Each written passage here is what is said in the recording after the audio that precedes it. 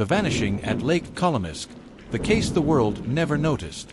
In the remote mountains of northern Slovakia, where the forests look ancient enough to swallow sound itself, lies Lake Kolomisk, a place locals talk about only in lowered voices. No outsiders, it's just water and trees. But to those who live there, the lake listens. The story begins in the fall of 1994, with the disappearance of a young teacher named Ivana Bilic.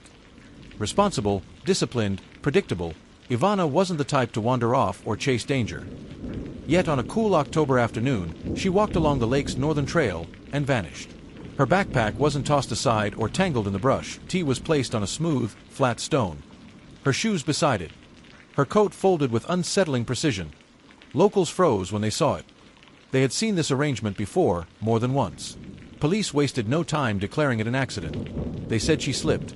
They said she drowned. They said it was nothing unusual. But Ivana's family knew better.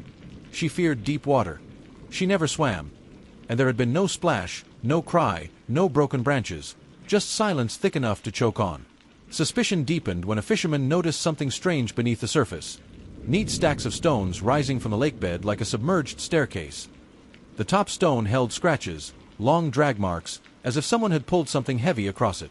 Authorities dismissed it as natural erosion. Locals were not so easily convinced.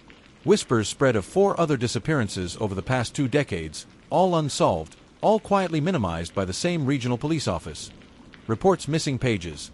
Statements rewritten. Evidence misplaced. A pattern no one dared to acknowledge. The last person to speak to Ivana was a forestry worker named Tomas Rehek. He left town the very next morning, no goodbyes, no explanation, and the cabin he abandoned.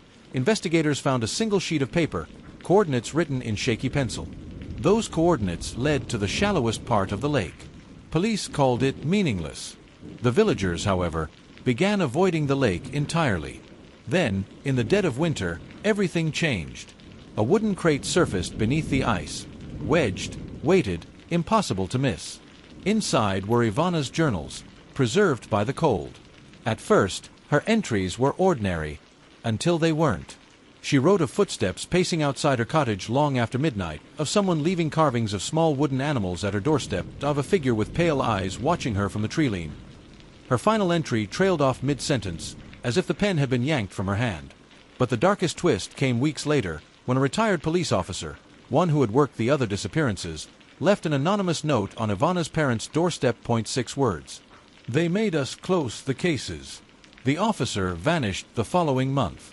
Authorities quietly shut down the investigation for the second time. Cause of death, undetermined, and no mention of the journals, no mention of the coordinates, no explanation for the officer's disappearance.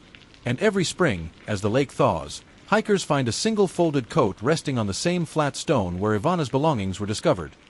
Different colors, different sizes, always folded the same way, no footprints leading to it and no footprints leading away. People in the nearby village say it's a warning or a ritual. Others believe it's a message, from whom no one can agree. But they do agree on one thing. The lake is not done. And somewhere beneath the surface, weighted by silence and pressure, it still holds all the secrets that officials refuse to see, and that Americans have never even heard of.